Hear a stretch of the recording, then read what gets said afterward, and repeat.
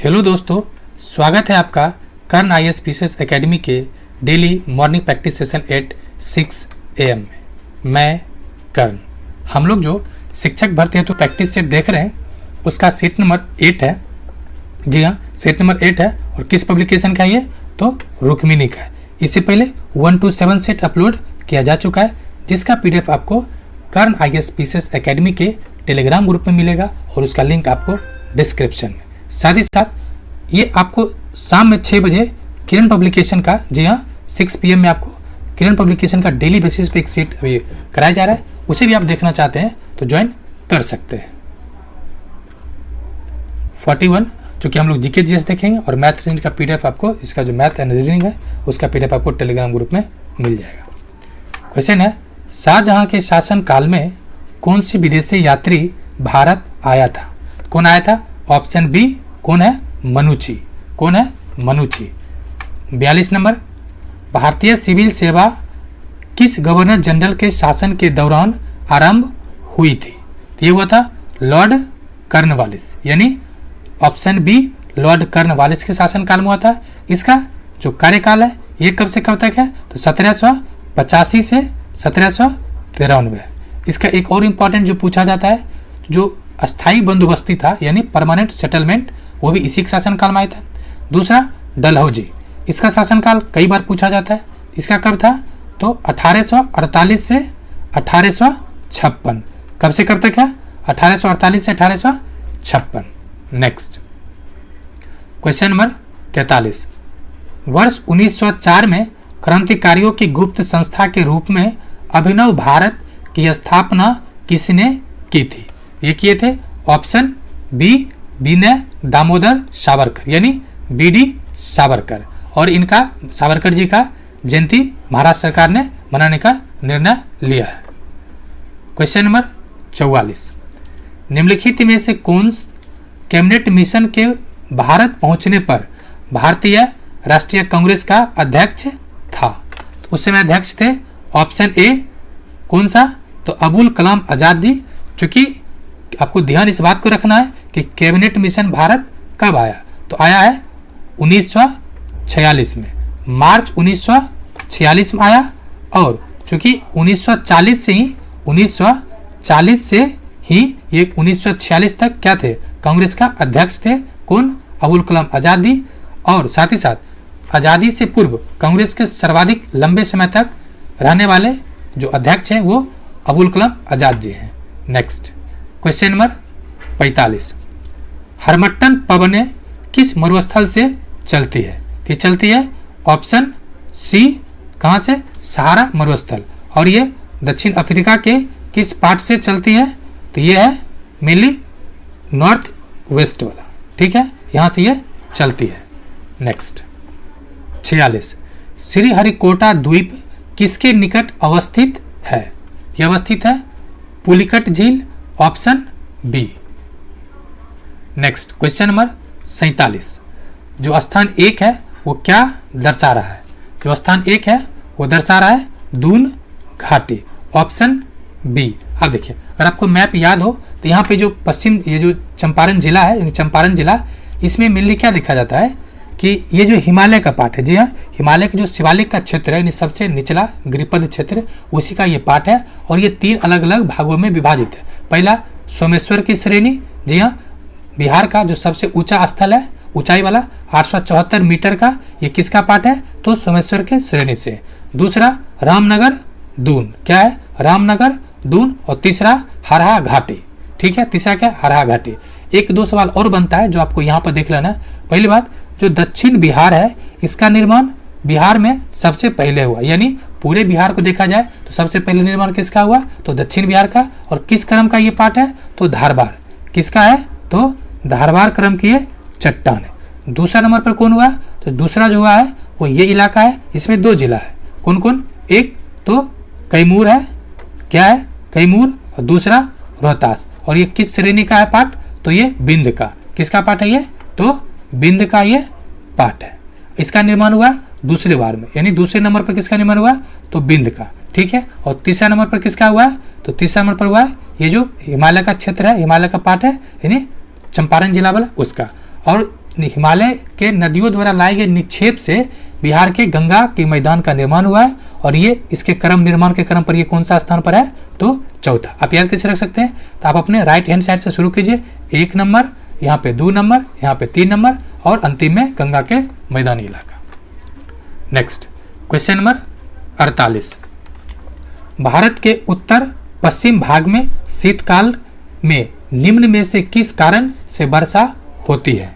तो वर्षा होने का कारण है पश्चिमी विक्षोभ। जी हाँ, जो वेस्टर्न डिस्टर्बेंस है इसके कारण शीतकाल में वर्षा होती है। और इसकी उत्पत्ति कहाँ से होता है, इसकी उत्पत्ति जैसे मान लीजिए ये ग्लोब है और ये अफ्रीका वाला पार्ट है, यहाँ जो मेडिटेरियन सी है यानी भूमध्य सागर है, यहाँ से ये चलती है और भारत के जो हरियाणा वाला क्षेत्र है यहाँ से प्रवेश करती है और बिहार में भी बारिश कराती है, यानी पश्चिमी विक्षोभ।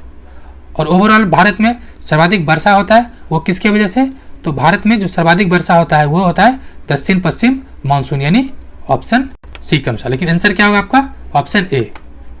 क्वेश्चन नंबर 49,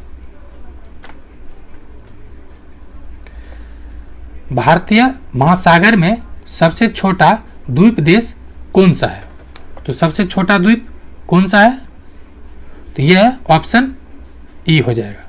क्यों, क्योंकि सबसे छोटा जो है वो है तो मालदीव है। कौन है, मालदीव। भारतीय उपमहाद्वीप में सबसे छोटा जो है वो मालदीव है। और एक सवाल और बनता है, 8 डिग्री चैनल किसको अलग करता है, तो मिनी क्वाई को। ठीक है, नेक्स्ट क्वेश्चन नंबर 50, निम्नलिखित में से कौन सी वायुमंडल की परत है। तो वायुमंडल की कौन सी परत है जहां वायुमंडल मिलता है, तो ये पूछना चाह रहा है, कौन सा है, तो सभी है, एक में से अधिक है। क्यों, क्योंकि वायुमंडल की 5 परत है। कौन कौन, सबसे पहले तो क्षोभ मंडल, क्षोभ मंडल, दूसरा समताप मंडल, ये दूसरा नंबर पर आ जाएगा, तीसरा मध्य मंडल जो कि मध्य में है, चौथा आयन मंडल, और पांचवा बहिर्मंडल। पांचवा कौन सा है, तो बहिर्मंडल, यानी इसका आंसर हो जाएगा एक में से अधिक, अर्थात डी। क्वेश्चन नंबर 51, कौन सा देश एशियाई कप फुटबॉल 2023 टूर्नामेंट की मेजबानी करेगा। तो मेजबानी कौन देश करेगा, तो यह है Qatar, option C. Question number 52, भारत ने श्रीलंका को उसकी सहायता की 75वें वर्षगांठ के अवसर उसकी स्वतंत्रता की 75वें वर्षगांठ के अवसर पर कौन सी आर्थिक सहायता प्रदान की है। तो आर्थिक सहायता के रूप में क्या मिला उसे, तो 50 बसें उपलब्ध कराई गई है, ऑप्शन ए। क्वेश्चन नंबर 53, हाल ही में एशिया की सबसे बड़ी हेलीकॉप्टर निर्माण इकाई कहां पर शुरू की गई है। तो शुरू किया गया कर्नाटक में। कहां पे, कर्नाटक में। ठीक है, इन ऑप्शन हो जाएगा इसका ई। कहां हो जाएगा, ऑप्शन ई। और कर्नाटक के काम किया है तो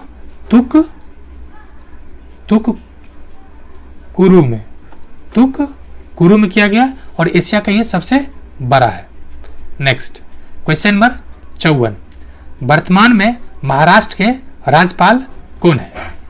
ये वर्तमान में जो महाराष्ट्र के राज्यपाल हैं ये हैं रमेश बेस है। ठीक है, अब पहले कौन थे, तो कोश्यारी जी थे जिसको हटा दिया गया। और बिहार के कौन है, तो आलेलकर। ठीक है, चंद्र मतलब रामचंद्र जो है राजेंद्रन आलेलकर। क्वेश्चन नंबर 55, आईपीएल 2023 में किस खिलाड़ी ने ऑरेंज कप जीता। ये जीता है सुमन गिल, ऑप्शन बी। 56, वर्तमान में सीबीआई अर्थात केंद्रीय जांच ब्यूरो के निदेशक कौन बने हैं। ये बने हैं ऑप्शन ए प्रवीण सूद। आप याद कर सकते हैं जो एडिटोरिया वाले प्रवीण सर हैं, ठीक है, प्रवीण सर वो सीबीआई के निदेशक बने ट्रिक के तौर पे। क्वेश्चन नंबर 57, किस लेखक ने अपने उपन्यास टाइम शेल्टर के लिए 2023 अंतर्राष्ट्रीय बुकर पुरस्कार जीता है। ये किसने जीता है, तो जॉर्जी गास्पोडिनोव। कौन, Georgi Gospodinov, option A. Question number 58, प्रधानमंत्री नरेंद्र मोदी को फिजी के सर्वोच्च सम्मान companion of the order of the Fiji से सम्मानित किसने सम्मानित किया? ये सम्मानित किया है फिजी के प्रधानमंत्री। नेक्स्ट क्वेश्चन नंबर 59, पानीपत की प्रथम लड़ाई में बाबर ने किसकी सेना का सामना किया था? ये क्या था? इब्राहिम लोदी का। लड़ाई कब हुआ था? 21 अप्रैल 1926। 21 अप्रैल 1926। नेक्स्ट क्वेश्चन नंबर 60, मुस्लिम काल में दिल्ली के तख्त पर बैठने वाला एकमात्र हिंदू एवं विक्रमादित्य की उपाधि धारण करने वाला अंतिम हिंदू राजा कौन थे? ये कौन था? हेमू। ये आखिर में अकबर के आखिर में जब हुमायूं आता है 1556 में, ठीक है, युद्ध होता है, ये अंतिम बार इसका मतलब ये हार जाता है और वहां से हिंदू का समापन हो जाता है as a raja. Question number 61, Mughal साम्राज्य में नील उत्पादन का सर्वाधिक प्रसिद्ध क्षेत्र या क्षेत्रों कौन था? ये कौन सा क्षेत्र था? ये बयाना था। Option B. Question number 62, Shivaji ने मुगलों को अपना 3/4 राज्य किस संधि के द्वारा दिया था? तो ये दिया था जिंजी का संधि हुआ था। जिंजी नहीं, पुरंदर की संधि। ऑप्शन ए क्या होगा? ऑप्शन ए क्या होगा? Option A Purandar. Next question number 63, 1916 ईस्वी में बॉम्बे में प्रथम भारतीय महिला विश्वविद्यालय की स्थापना के पीछे महान व्यक्ति कौन थे? ये महान व्यक्ति थे D.K. Karve. Option A. Question number 64, प्रारंभिक हड़प्पा स्थल में से एक ही खेत के साथ साथ 2 फसलों के उगाने का साक्ष्य प्राप्त होता है। कहाँ होता है ये? तो कालीबंगा से। ये क्वेश्चन कई बार पूछा गया, इस रूप में पूछा जाता है कि हड़प्पा कालीन खेत जुते हुए खेत का साक्ष्य कहाँ से मिला है? तो ये मिला है कहाँ से? तो कालीबंगा से। क्वेश्चन नंबर 65, मृदा से संबंधित विज्ञान क्या कहलाता है? ये कहलाता है मृदा विज्ञान। क्वेश्चन नंबर 66, राजा राम मोहन राय को राजा की उपाधि किसने प्रदान किया था? तो ये अकबर द्वितीय ने। जब अकबर द्वितीय के जो पेंशन को बढ़ाने के लिए ये जब गए थे इंग्लैंड, तब इन्हें राजा की यानी उपाधि दिया था अकबर द्वितीय। Number 67, land of the golden pagoda किसे कहते हैं? किसे कहते हैं ये? तो म्यांमार को। और भारत के कितने क्षेत्र म्यांमार से टच करता है? कितने कितने राज्य?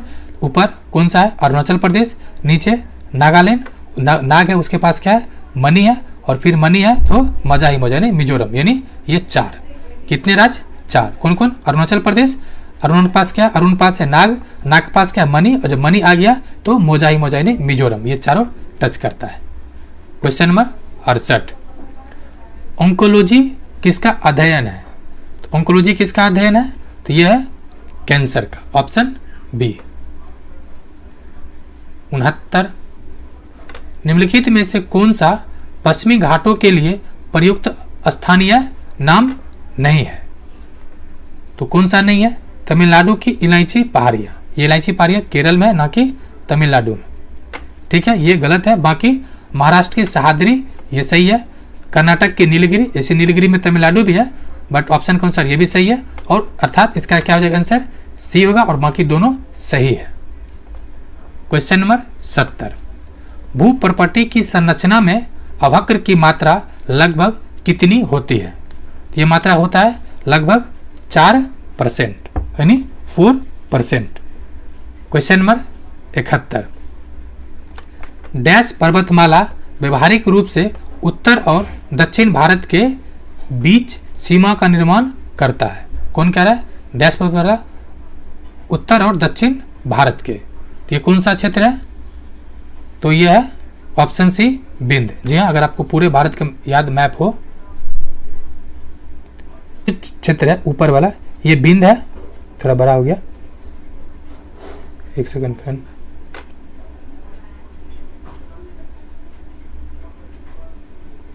ये देख लीजिए, आपको 1-2 क्वेश्चन मिल जाएगा इससे आसानी से। देखिए ऊपर वाला क्या है, ये बिंद का क्षेत्र है जो बिहार का 2 जिला इसमें टच करता है।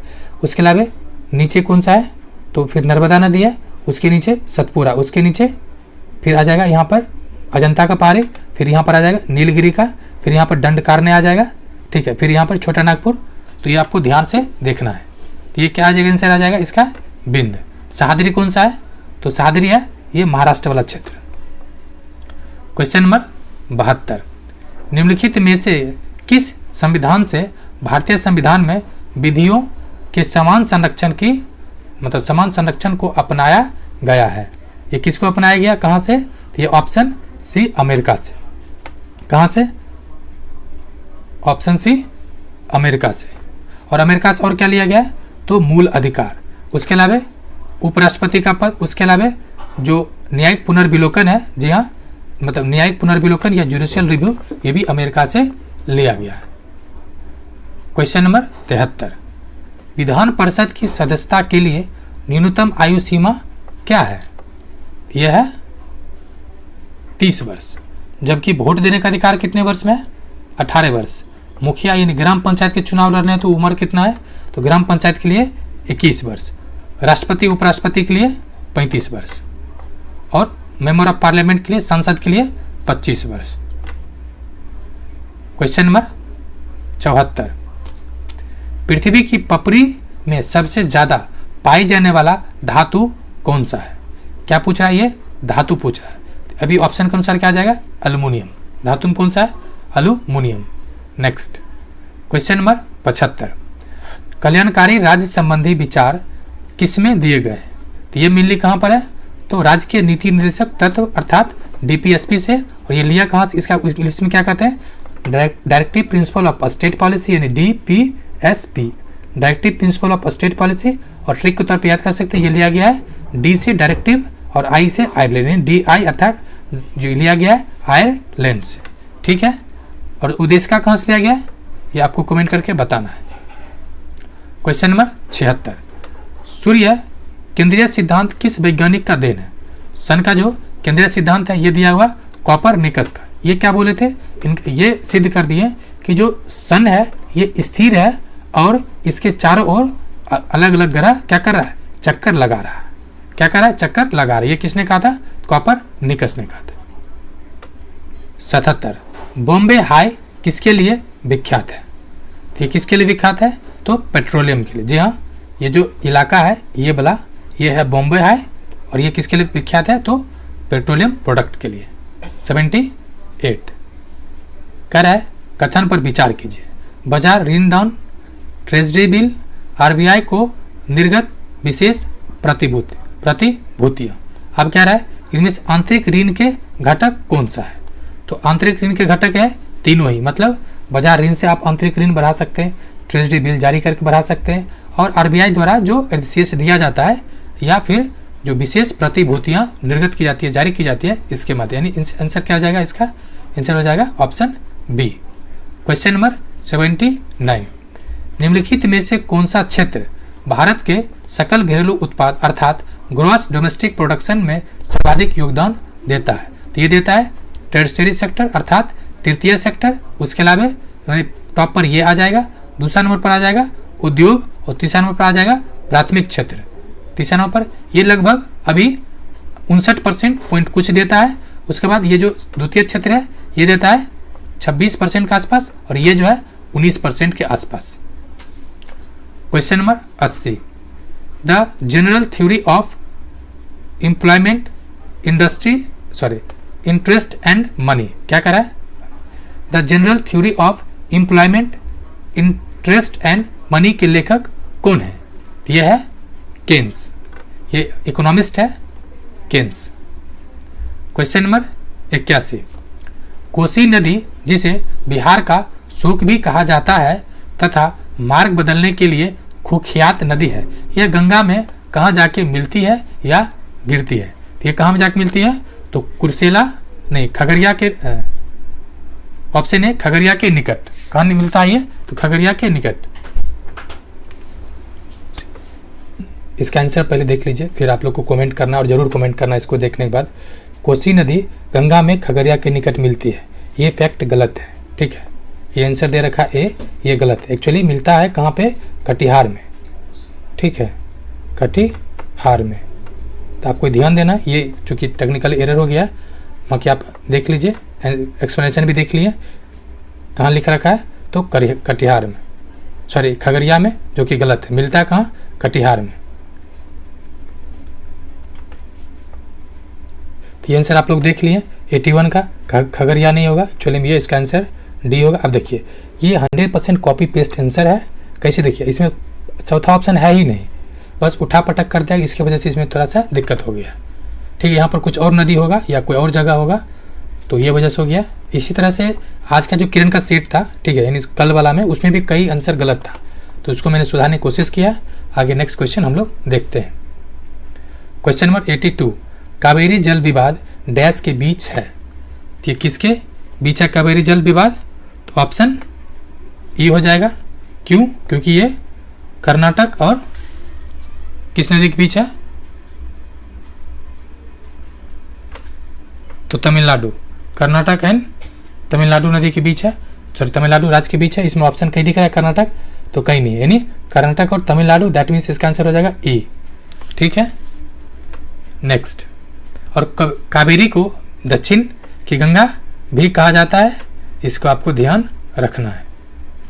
क्वेश्चन नंबर 83, महात्मा गांधी ने डैश में भारतीय राष्ट्रीय कांग्रेस सत्र की अध्यक्षता किए थे। तो एकमात्र अधिवेशन की अध्यक्षता की है 1924 में। कहाँ किए थे? बेलगांव में, 1924। और कानपुर किसके लिए फेमस था? तो श्रीमती सरोजिनी नायडू ने अध्यक्षता किए थे 1925 में, श्रीमती सरोजिनी नायडू, और भारतीय कांग्रेस की अध्यक्षता करने वाले प्रथम भारतीय महिला है। क्वेश्चन नंबर 84, निम्नलिखित में से कौन सा बिम्स्टेक का सदस्य है? तो बिम्स्टेक का सदस्य जो होने वाला है उसमें कौन सा है? तो Sri Lanka, option C. Question number 85, Chabahar बंदरगाह किस देश में स्थित है? तो ये किस देश में स्थित है? तो यह है ईरान में। किस में है? ईरान में। ऑप्शन क्या हो जाएगा इसका? Option A. पाकिस्तान में कौन सा है? तो पीओके में है ग्वादर बंदरगाह, जिसको लेके विवाद है। क्वेश्चन नंबर 86, बिहार पंचायती राज अधिनियम 2006 में 2 ग्राम सभाओं के बैठक के बीच अधिकतम कितनी अवधि निर्धारित की गई है? तो यह है 3 महीने का। कितने है? 3 महीने का। बिहार बजट 22-23 में राजकोषीय घाटा सकल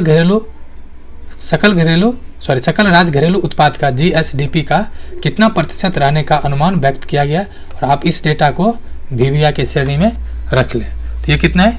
3.5%। ऑप्शन ए कितना है? 3.5%।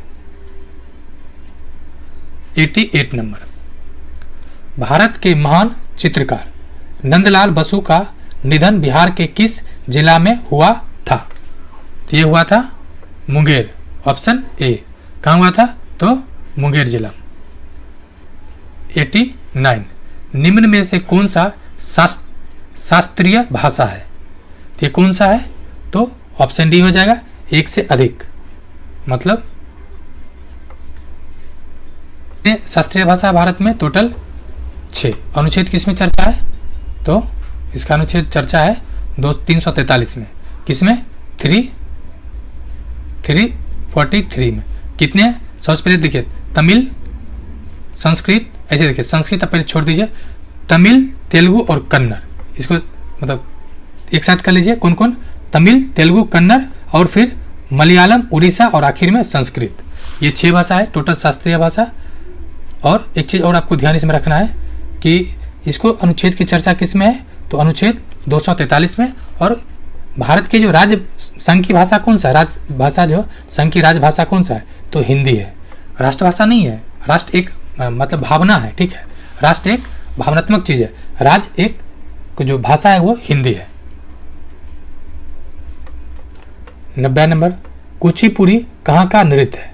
देखिए कुचिपुड़ी है। अब देखिए इसको ऐसे सोच लीजिए, कच्चा पूरी, ठीक है, आधा पूरी, मतलब पूरी जो आधा है, यानी आधा पूरी क्या है? कच्चा है, और आधा मतलब आंध्र प्रदेश, यानी पूरी क्या है? आधा कच्चा है, कच्चीपुरी मतलब आधा कच्चा मतलब आंध्र प्रदेश। आप ट्रिक के तौर पे याद कर सकते हैं। तो इसका आंसर क्या हो जाएगा 90 का ई। क्यों? क्योंकि उसमें कुछ दिया हुआ नहीं है, ऑप्शन ई। क्वेश्चन नंबर 91, किस समूह के पौधों को आमतौर पर शैवाल कहा जाता है? तो ये किसे कहा जाता है? Thallophyta, option C. Question number 92, शुक्राणु कहाँ बनता है? तो ये कहाँ बनता है? तो ये बनता है वृषण में। क्वेश्चन नंबर 93, निम्न में से कौन सा तत्व सर्वाधिक विद्युत ऋणात्मकता है? सर्वाधिक क्या है? विद्युत ऋणात्मकता यानी नेगेटिविटी है। किसमें ज़्यादा है? तो ये है Cl। ऐसे ओवरऑल में जो नेगेटिविटी है वो क्या है? क्लोरीन में। ऐसे ओवरऑल फ्लोरीन में होता है, ठीक है। बाकी मतलब ओवरऑल में सबसे ज़्यादा फ्लोरीन होता है, लेकिन ऑप्शन चूंकि निम्न लगा हुआ है तो आपको ध्यान देना, इसी में से खोजना है, तो इसमें आ जाएगा Cl। क्वेश्चन नंबर 94, मानवों में किसके कंपन से ध्वनि उत्पन्न होती है?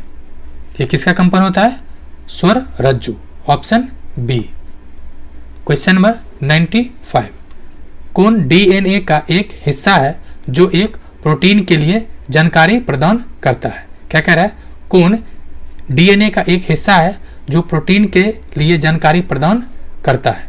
ये करता है तो वंश, option D, genetic, option C. Question number 96, निम्न में से कौन सी धातु विद्युत का सुचालक है? सुचालक कौन सा है? तो तांबा भी है, चांदी भी है, टंगस्टन भी है, अर्थात ऑप्शन डी हो जाएगा, ठीक है। लेकिन सर्वाधिक चालक कौन सा है? Best conductor of heat electricity, तो जो बेस्ट कंडक्टर ऑफ हीट या इलेक्ट्रिसिटी है वो है चांदी। लेकिन आंसर क्या हो जाएगा इसका? एक से अधिक यानी तीनों। क्वेश्चन नंबर 97, एक पारिस्थितिकी क्या कह रहा है? एक पारिस्थितिकी तंत्र की खाद्य श्रृंखला और उससे होने वाले ऊर्जा प्रवाह से संबंधित कुछ कथन नीचे दिए गए हैं, गलत कथनों का चयन कीजिए। तो ऐसे सभी जीव जो उत्पादक नहीं है वे उपभोक्ता होते हैं। जी हाँ, एक अकेला जीव एकाधिक पोषी स्तर पर भोजन प्राप्त कर सकता है, ये भी सही है। जीव का पोषण स्तर जितना निम्न होगा उसमें उतनी ही कम ऊर्जा होगी, नहीं, ये आंसर होगा और ये गलत है। क्यों? क्योंकि जो एक लिंडनमान वैज्ञानिक थे उसने थ्योरी दी है कि पोषण स्तर जैसे जैसे बढ़ेगा उसमें 10% लिंडनमान थ्योरी है। 10% ये क्या है कि जैसे एक पोषण स्तर, मानी ये पोषण स्तर 1 है, इससे जब दूसरा में जाएगा तो इसका जितना पोषण स्तर 1 के पास जितना एनर्जी है उसका मात्र 10% नेक्स्ट वाला में जाएगा। मतलब ये हो गया इसके पास मानिए 100 कैलोरी या 100 यूनिट एनर्जी है, ठीक है, 100 यूनिट एनर्जी है, तो दूसरा में कितना जाएगा? इसका 10%, इसका मात्र 10%, इसमें कितना आएगा? ओनली 10%, यानी कथन सी क्या है? गलत है। नेक्स्ट क्वेश्चन नंबर 98, हवा में ध्वनि तरंगे किस प्रकार होती है? ये थोड़ा क्वेश्चन धुंधला है, बाकी PDF क्लियर भेज दिया जाएगा। तो हवा में ध्वनि तरंगे किस प्रकार होती है? किस प्रकार होती है? तो यह है अनुदैर्घ्य,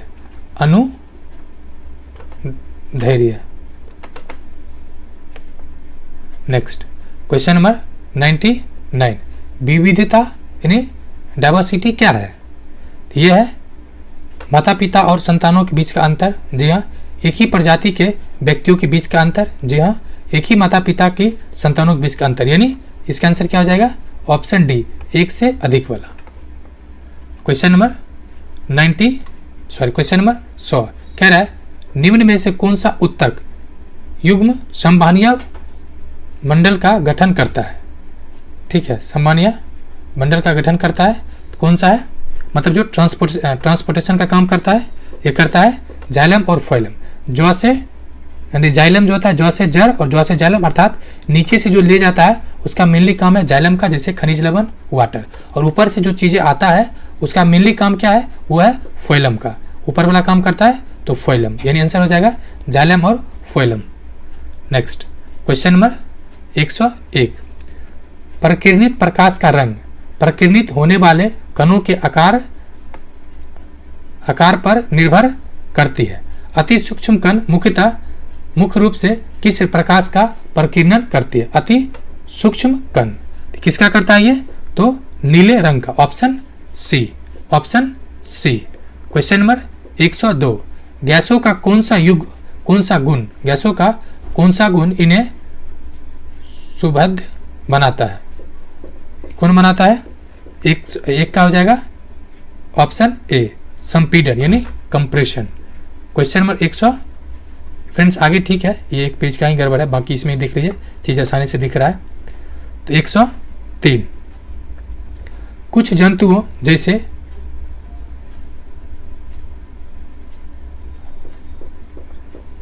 जंतु जैसे घोंघा लिखा हुआ है, घोंघा में अपना लिंग बदल सकता है, यह क्या व्यक्त करता है? ये क्या व्यक्त करना चाहता है? ये व्यक्त करना चाहता है कि लिंग आनुवंशिक रूप से निर्धारित नहीं होता है। क्या कह रहा है? जो लिंग है वो आनुवंशिक रूप से निर्धारित नहीं होता है। क्वेश्चन नंबर 104, निम्न में से किसकी तुलना सैनिकों से की जा सकती है? तो किसकी तुलना की जा सकती है? ये हो जाएगा श्वेत रक्त कणिका यानी व्हाइट ब्लड सेल्स, WBC। एक तरह से बॉडी को ये प्रोटेक्ट करता है, इसीलिए इसका कहा जाता है। 105, कौन सा विद्युत रासायनिक अभिक्रिया एनोड पर होती है? कौन से विद्युत रासायनिक अभिक्रिया एनोड पर होती है? तो ये क्या होता है? तो ये होता है ऑक्सीकरण, ऑक्सीडाइजेशन, ऑक्सीडेशन, ऑप्शन ए। क्या हो जाएगा? Option A. क्वेश्चन नंबर 106, इसको बड़ा कर देते हैं, ठीक है ये PDF। निम्नलिखित में से कौन सा जल में तेल पायस का उदाहरण है? जल में तेल पायस का उदाहरण है, यह है दूध, ऑप्शन ए, मिल्क। 107 नंबर कह रहा है कौन विटामिन B12 के प्रचुर स्रोत है?